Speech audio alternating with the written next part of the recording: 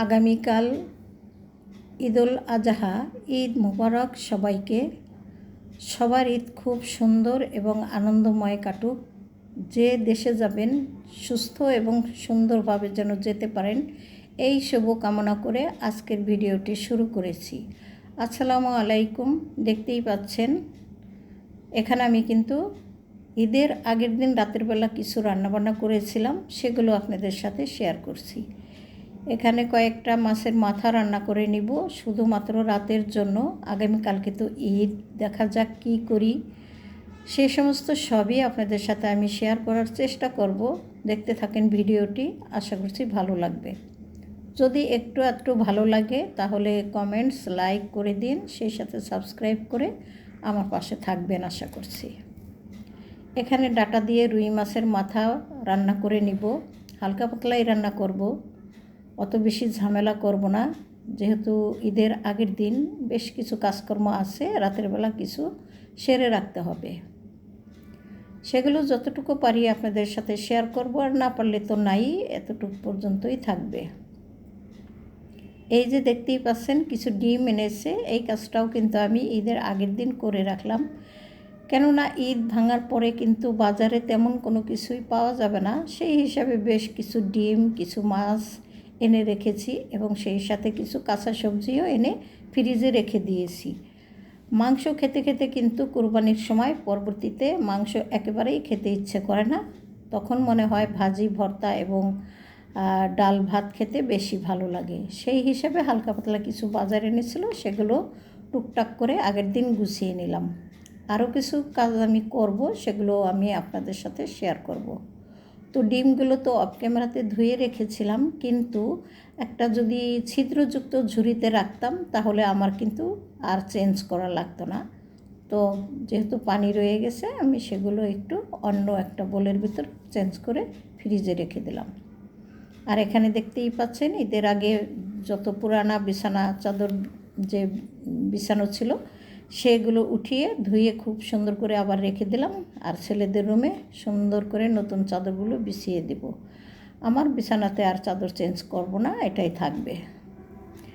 যাই হোক, এই যে দেখতেই পাচ্ছেন বেশ কিছু মাংস আমি কেটে কুটে নিয়েছিলাম রান্না করার জন্য। ছেলেরা বলল যে না, দরকার নেই এগুলো আর রান্না করা। তারপরেও আমি কিছুটা মাংস আর কি একটু ভেজে খাওয়ার জন্য ম্যারিনেট করে রাখবো, যাতে করে সকালবেলা ঘুম থেকে উঠেই সর্বপ্রথমে এই মাংস ভাজাটা দিয়ে নাস্তা করতে পারি। তো মাংস ভাজা থাকবে, সেই সাথে তো অন্য কিছু থাকবেই। সেটা হয়তো আপনাদের সাথে কতটুকু শেয়ার করতে পারবো আমি জানি না, দেখতে থাকেন। হয়তো বা কিছু একটা তো অবশ্যই করব। এখানে বেশ কিছু মাংস আমি রেখে দিয়েছি, আর অল্প একটু মাংসই কিন্তু ম্যারিনেট করে নিয়েছি। কখনোই আমি আপনাদের সাথে এইভাবে মাংস ভাজা বা কোনো কিছু ওই অতিরিক্ত কিছু শেয়ার করতে চাই না, বা করিও না।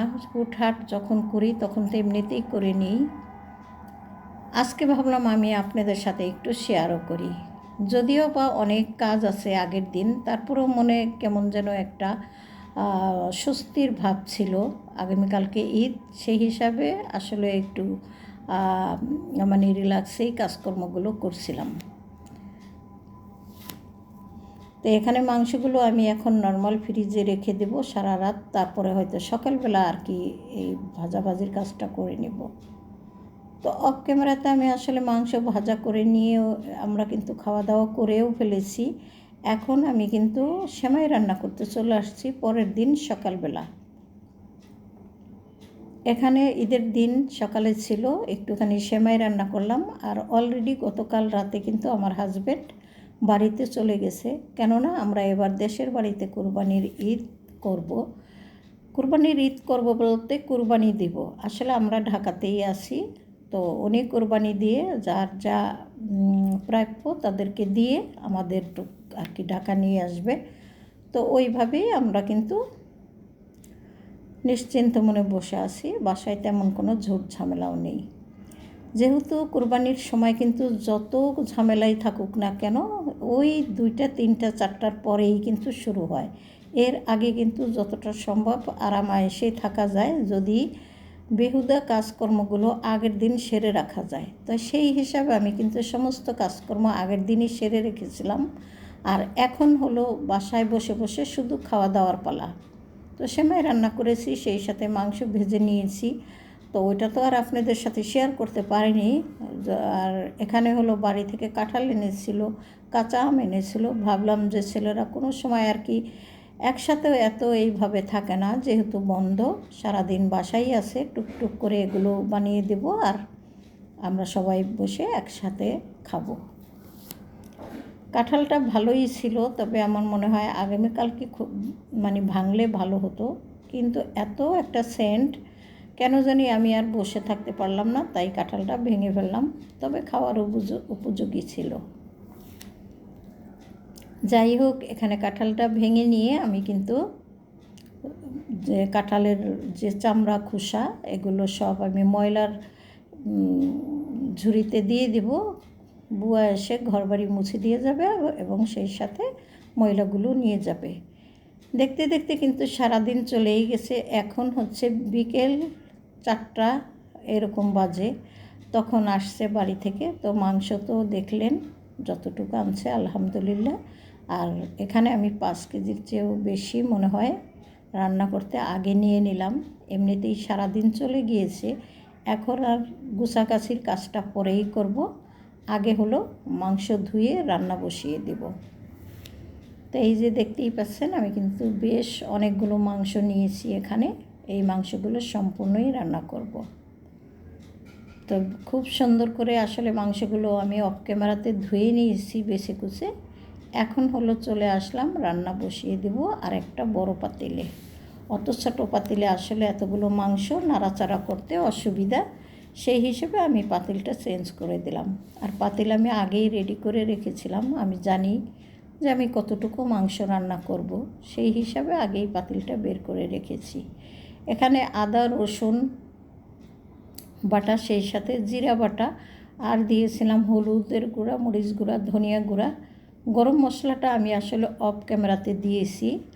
গরম মশলা বাটা তো আমরা আসলে মাংসতে খাই না, আস্ত গরম মশলাই দিয়ে থাকি সবসময়, সেইভাবেই আমি পরে আসলে দিয়ে দিয়েছিলাম। তো একটু তাড়াহুড়ো করেই রান্নাটা করেছিলাম, যেহেতু দিন একেবারেই শেষ। প্রায় মাগরিবের পরে পরে আমরা কিন্তু আসলে কুরবানির মাংসটা প্রথম খেয়েছিলাম।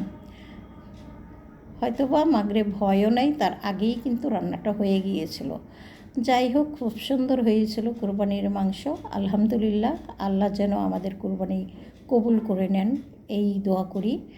আর আপনারাও আমাদের জন্য দোয়া করবেন, যাতে করে আল্লাহ পাক আমাদের কুরবানি কবুল করে। তো রান্নাবান্না শেষ করেছি, অফ ক্যামেরাতে খাওয়া দাওয়া করেছি, সেগুলো আর শেয়ার করতে পারি নাই। এটা ছিল পরের দিন সকালবেলা। আবার রুটি এবং মাংসের ঝোল দিয়ে খাবো, সেইটুকু বানিয়ে নিয়েছিলাম। তো সবাই ভুল ত্রুটি ক্ষমা সুন্দর দৃষ্টিতে দেখবেন। আগামী ভিডিওতেও বিস্তারিত বলবো কুরবানির সম্বন্ধে। এখন বিদায় নিয়ে নিই, সবাই ভালো থাকেন। আল্লাহ হাফেজ, আসসালামু আলাইকুম।